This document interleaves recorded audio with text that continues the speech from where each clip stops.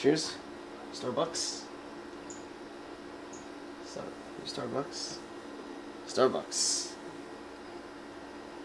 Get your Starbucks. You don't sponsor us. If you keep doing this and not going to sponsor us, maybe they're not sponsoring us because you keep refusing to ask for Starbucks. See, Starbucks. Starbucks is good. You just poured water. You just poured water into my coffee. So it's been a long time, but finally it's come. 14 years. 14 years. Is it 14 years? If they waited 15 years. 15 years. Too late. 15 years too late. That's right, Pixar. You thought you were going to make a good movie. You took 12 years?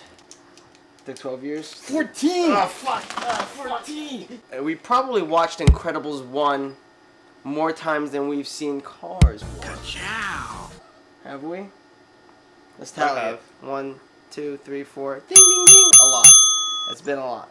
There's so many subtleties in Incredibles 1 that we don't get when we're younger. So you have to watch that movie 50 times and maybe once every year. Especially when you're in pre-K. Yeah, oh, okay, yeah. I was like, what was I? I was almost in high school, I think. I was. Now I'm going to college. Yeah, and he still didn't remember that there were like subtle dialogue references to pop culture and different social structure references. So like there's lots of things that They're they experts, reach. Bob! Experts! They're penetrating the bureaucracy. They're experts! Experts, Bob! Exploiting every loophole, dodging every obstacle! They're penetrating the bureaucracy! Did I do something illegal? All right, what did you give Incredibles to? Did you See, think wait, 14 years. was Alright, it so was I'm- it 13 years, 12 years? 9 out of 10. So we gave it a 90. I'd like to give it a 90. I give it close, very close to a 90, 87. If it wasn't for all the missed opportunities, or I think more screen time dedicated to everybody else besides Elastigirl or Mrs. Incredible, then yeah, I would have probably gave it higher rating. But I wanted to see more of Bob. I wanted to see more of the kids. I wanted to be more of an Incredibles movie. It didn't feel too much like Incredibles. It felt like Elastigirl and everybody else. Bon voyage. Bon voyage. Oh, that's what they should have put more references in it for like other characters. So I only saw Gazerbeam and Pharaonic, and that's it, right? There's no one else. They didn't reference anybody else. They could have did so much more with the movie. That's what was They missing. always have a villain in the beginning that gets away. Starts off with the Underminer from Incredibles 1. Before that, it starts off with, actually they tried to Tarantino it, but not even really. They tried to take the middle of the movie or a little bit after the beginning of the movie, and then they shifted in to the beginning. Because Tony gets brainwashed afterwards. After that Underminer thing happens. Because Bob mentions it to... Yeah, because they did that, I forgot that his mind got wiped. You just didn't acknowledge Yeah. the first scene at all? When he said the Violet, he's like, oh. He's like, who are you? I thought he was just being an asshole. Oh, you forgot that brain wipe sequence? Yeah. So that was weird because usually if they were going to do that, they would have it like towards the end of the movie and then loop back to it, but they did it like towards the beginning of the movie and they put that in the very first scene. So Tony gets his mind wiped because he saw Violet without her mask. Do you remember them mentioning them erasing memories in the first movie? He mentions it really fast when Bob threw his boss against the wall. We gotta pay damages, erase memories, relocate your family. Every time it gets harder. Oh no! I didn't know that they wiped his mind, First of all, supers are illegal now. Yeah, Like I can't include that shit. But what was awesome about the first scene was after Bob saves City Hall from getting destroyed by the Underminer's car, he gets arrested. The whole family gets arrested because they're illegals. They're not supposed to be doing that type of thing. And Frozen gets away. Yeah, Frozone gets away, which is ironic. But he's Samuel L. Jackson. You have to let Samuel L. Jackson get away. Yeah. Otherwise, he'd be Especially like, "You motherfucker." Especially when Disney tried to make a political statement. Yeah, so this whole movie is kind of like, it fits right in there with political statements and trying to make big political issues more relevant. I don't know. They're just trying to shine light on things. When Mr. Incredible gets arrested, the bank yells at Mr. Incredible because they're not getting the insurance claim that's put in there for protection for the bank so they can claim the money that gets stolen. And so Mr. Incredible ruins that, I guess. There's a part in their contract where if something else interferes with what's going on, then the bank can't claim the insurance. And Mr. Incredible's like, what the f-? He's like, why can't... He's like, I saved you guys. I saved City Hall from getting destroyed, and now, like, you want bad things to happen because insurance is supposed to there to cover bad things from happening? He's like, that's why we have these things. Insurance funds the world. That's why I can't drive right now. So it's shining light on, like, adulthood and all the crap that we have to deal with today, like, from the younger generations growing up, and how all these things don't make sense to us because, well, it doesn't make sense in their world because they have supers, but the things that we have to deal with every day that don't make sense. Shouldn't there be a superhero insurance claim? Yeah, but the superheroes are illegal, so they shouldn't be doing anything anyway. If they are illegal, then there would be a superhero insurance claim or something that has to do with supers incorporating, or whatever's going on in their everyday lives. If supers get involved, then there's this and this and this. Then there's more business. There's superhero insurance policies for what if supers get involved. So Winston Dever, he's like this big superhero believer who wants to get superheroes legal again. And so there's this backstory briefly. It was so brief. His parents got shot because they had like quick access phone lines to the superheroes to come save them, and this is around the same time when superheroes were becoming illegal. And so what happened was there was a burglary in his house. Burglary. A burglary. Burglary. Which is a burglary. Bulgogi. When they had a break-in at the parents' house, the parents had private lines to the supers to call them for help, but this was around the same time when supers were becoming illegal. So they called the supers for help, but they couldn't come because I guess they were underground, they were hiding or whatever, and so both of their parents got shot. So Winston Dever... Like Bruce Wayne. It is like Bruce Wayne, actually. So Evelyn Dever, Winston's sister, she looks like she's lesbian. Can't say that! Censor it. So Evelyn Dever, she doesn't like supers, and you kind of can tell in the beginning because she said, "Oh, they're stupid that they put our parents put their faith in supers, and they got killed instead of going to the safe room." So she has that animosity towards supers, but she's still trying to get supers legal because that's what her brother wants, and it's like a marketing. Because when everyone's super, no one will be. Oh yeah! Oh, that's so good. Hmm? That's so good. Remember? Yeah, from Syndrome. Yeah, that's what he wanted to do. He wanted to make everyone super. Someone else said that also. I forgot someone else said that. Did he say that? No. In the first movie, someone else said that also. I don't think there were enough references to Incredibles 1. I think Dash said it. I mean, in the beginning of the movie, they have that kitchen scene like they had in Incredibles 1, where they just talk about what's right, what's wrong, are we doing the right thing because we're being ourselves as supers, and they're being discriminated because they're supers. They can't help having powers. They just want to do good things with their powers. And then Bob was like, well, just because the law says something is wrong doesn't mean that it's wrong. It can still be right.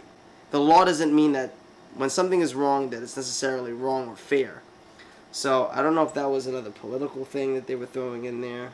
Yeah, it's like a family arguing about political views. Yeah.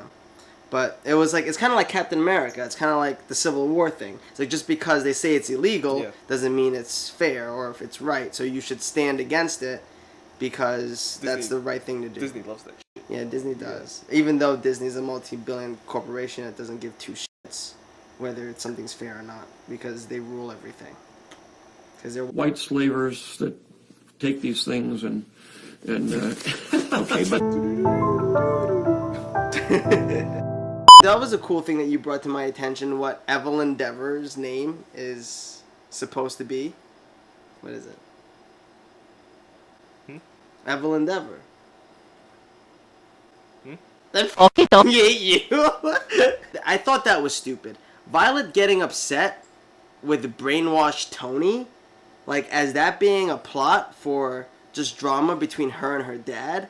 I think that's dumb. I think they could have did something else entirely. I think that was like just thrown in there, and it was like, oh, we need some conflict with Violet, and Dash has math It's like because Dash has math. It's like a typical thing like teenage girls go through, and what Dash goes through. I get it. It's a typical thing that like Violet could go through with the boy, but it was the whole brainwashing thing that just made it seem fake now, because now it's a brainwash thing. It's not so much Tony not liking her or her having a crush on Tony and Tony being a dick. It was just Tony just really doesn't know who she is because of the brainwash thing.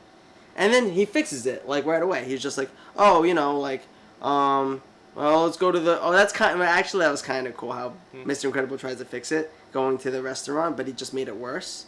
But I think that was just stupid. Like, it would have been cooler if Mr. Incredible just tried to help. Oh, it would be cool if Mr. Incredible threatened Tony because Tony was a dick on his own to Violet. If Tony was just naturally a dick to Violet because Tony's a jock, and Violet's just a girl that wants to like try to like go out with Tony. Looks like a skinny like rich white kid. Yeah, but it would be funny if Mr. Incredible just like threatens him. Like, listen, punk. Like, goes up to him because that's the dad figure. That's what he should do. In the car at the end of the movie, maybe he should have did that too. No, he did it. He was like, he's like, we'll be watching you from very far away. Oh yeah.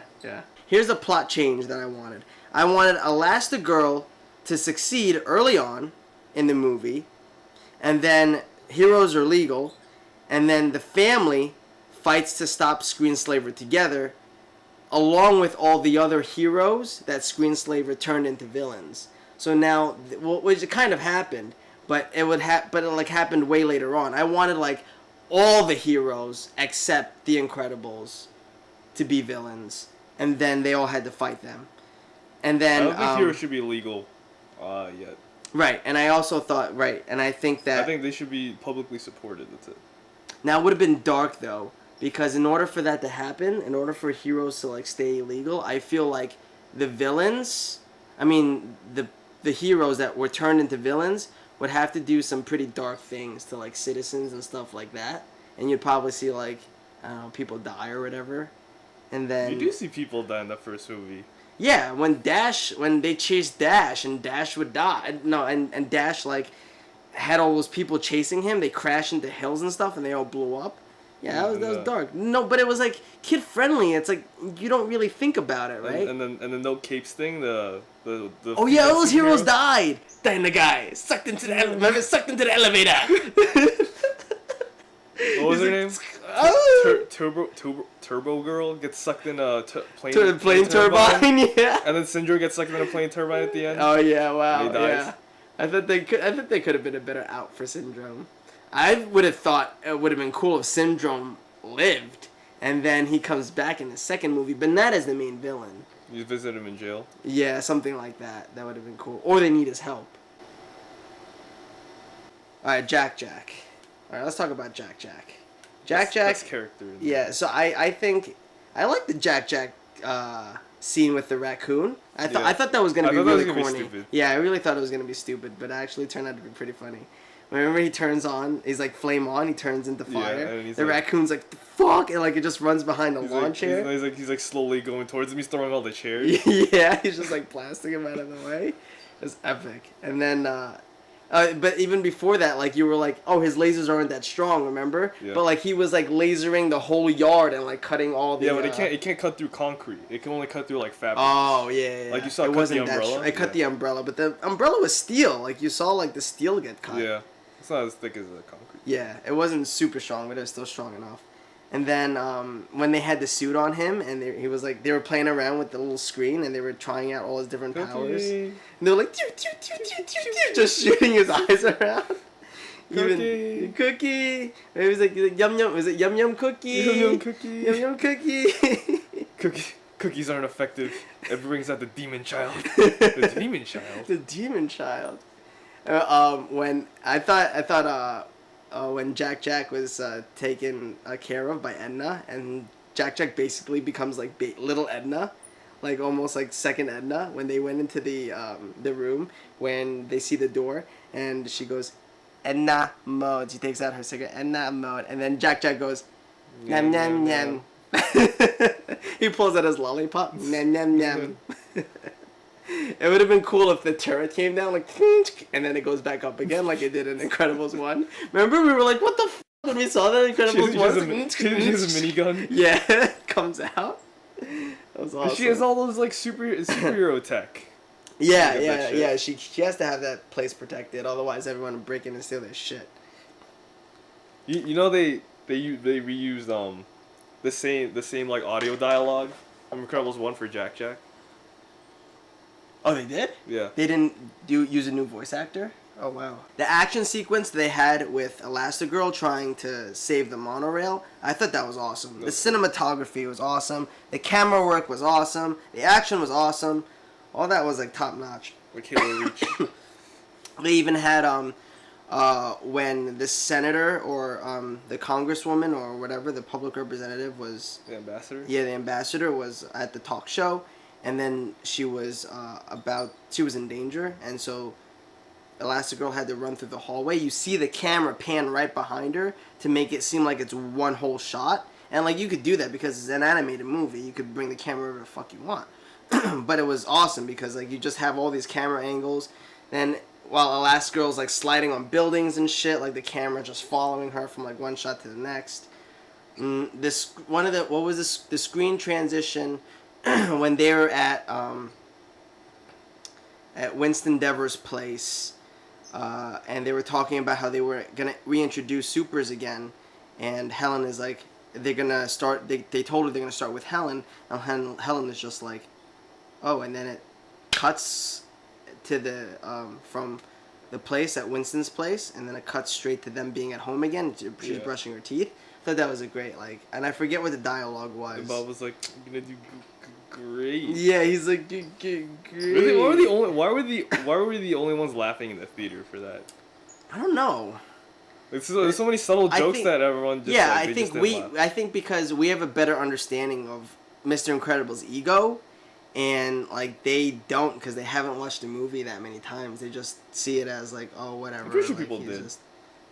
I'm 90% sure people did watch it 50 times. Yeah, but that was the thing because Mr. Incredible is used so like, and that's I don't think they really understood that when. And she even said, like, she's like, oh, like, you didn't see a lot of, like, remember she said she had a mohawk or whatever? Oh, yeah. And then Mr. Incredible's like, you had a mohawk? And she's like, yeah, you weren't missing much. Like, they both lived separate lives, and what it seems like is they got married very quickly. They didn't really, they knew that, they knew each other were popular within their own spaces of being superheroes when they were superheroes at the time. But after that, they didn't really get acquainted with each other too well. They probably had a brief dating period, and then they felt like they were right for each other, and they got married. Maybe her mohawk was like reference to Storm when she had that mohawk. Oh yeah. Halle Berry. Yeah, Halle Berry. Didn't Halle Berry have that? No, she had long hair. Storm has just in the comics that she has that, right? Yeah, and X-Men Apocalypse, she has like a. Oh yeah. Oh no, it was Days of Future Past. That's when it was her. Did you see the outtake where Hugh Jackman kisses Halle Berry? Oh yeah. And she's like, ah. That was funny. I think like, yes. I think that's supposed to be a plot point, maybe. No, That's supposed to I be a think plot he just point, did it. but- I just think he like smiled afterwards. I think he just did it for fun. She's like, yes, he kissed me. Yeah, so they both had separate lives being superheroes, and that's why they didn't get it. The audience didn't get it because they didn't realize that Elastigirl was huge. She was like Wonder Woman, and she was like used to all her public attention. And Mr. Incredible was like Superman. Like he had all this, except like he loved it. It fed his ego. Like Mr. Incredible is egotistic, and they didn't get that. And so was Elastigirl. That's why like Elastigirl was like a feminine icon back then, and Mr. Incredible was like the male icon. So that's why like they kind of both clashed, but you don't really know how they were back before Incredibles 1 happened, besides the brief video footage that they show you in Incredibles 1. So that's why they didn't get it. That's why the audience never understood, like, why is it so hard for Mr. Incredible to, like, just, like, he knows that she's good, because he married her because she was, like, she kicks ass when she fights crime, but Mr. Incredible thinks he's better, because he's incredible. He's a white male. Remember when they're singing theme songs like na na na na, singing theme songs, and then Frozen was like na na na na, singing the theme songs. So stupid. I didn't like how they threw around Jack Jack as a football. Like, and they're like, no, you take care of him. No, you take care of him. No, I want to fight crime. You take care of him. Like, he's your fucking brother. Like, take care of him. It's like, you take care of the baby. They didn't know he had powers.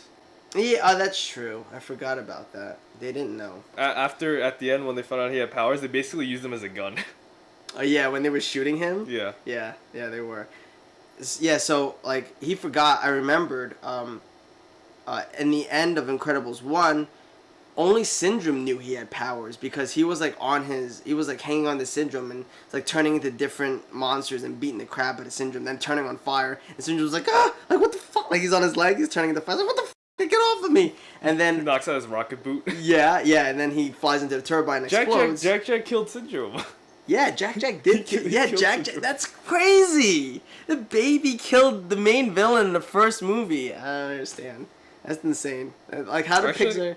Yeah, I did. Oh no! Mr. Incredible killed him because he threw a car at his plane.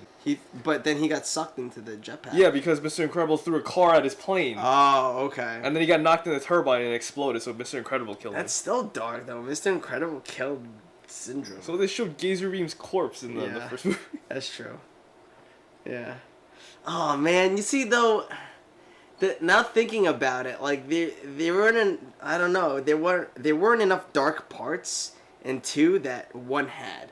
One was like that part where They showed all the screen where they showed all the heroes being terminated. yeah, that Terminated. and when Bob thought that his family died and he was about to just kill Syndrome's assistant, like that's so dark, like and that's just so crazy. And then you realize that she was actually his girlfriend.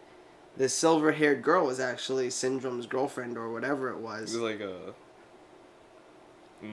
Yeah, we don't know. They didn't really care. They didn't mention it, but there's just those subtleties that like you witness, you think are cool. Incredibles 2 touches upon several controversial issues we face today in a world that we live in that is obsessed with consuming and how we buy based on how that thing is marketed. Like Winston Dever explained that he can sell anything, and so Evelyn was saying how he's good at marketing, and how a thing is marketed depends on how it's sold. And today in a world that we live in that everything is video recorded, it totally changes everybody's perception on how something is represented. Like that's why police need body cams, because it's like my story versus yours, or I can paint you in a bad light if I like find you doing stupid things or find me doing something So dumb. they had you think that, Elastigirl with a body cam. right, and then they want to show everyone how she saves everyone, and they did the damage report where she has minimal casualties and doesn't cause damage destruction. Like Mr. Incredible would just like it up, right, and then like just cause damage. But it also explains He was the tipping point in everyone suing the supers. Oh shit. yeah, because he saved that person who was gonna commit suicide. Well, you see, there's so Hashtag many. Me Too. There's so many controversial issues in one that it's just great. And this one, but there were a lot in this one too. I feel like you'd have to really not even see it a second time. I feel like you really have to go through and break it down to see all the different things that they're touching on that relates to today's society. One of the things that I liked is that how we never even think of how Screenslaver's point of view may be correct. How Screensaver was saying that supers make everybody weak because we all depend on supers. And then since we're dependent on supers, not only are we comfortable, like she even didn't like, if you think about it, from Screenslaver's point of view, she saw her brother as evil because he's marketing the things that people just buy. Like he's marketing all these things that like it was a telecommunications company, right? But everybody was just comfortable whether he sold whatever product it could be. It could be a television, it could be food, it could be whatever it is. People start becoming gluttonous and they get lazy and they get comfortable, and then they look for somebody else doing something to make them feel good about themselves, like social media or whatever. They'll like just be on social media, and then they'll find some self-worth in something else. And so she was like, instead of looking to those other people, like, go out and be one of them. So it's just like if we watch like, you know, like a cop show, or we watch someone doing something extraordinary, and we're like, oh, that's cool, and we talk about it, we think that's cool, but we wouldn't do it ourselves. Like, you want to be that person, go out and do it. You want to try to aspire to be that.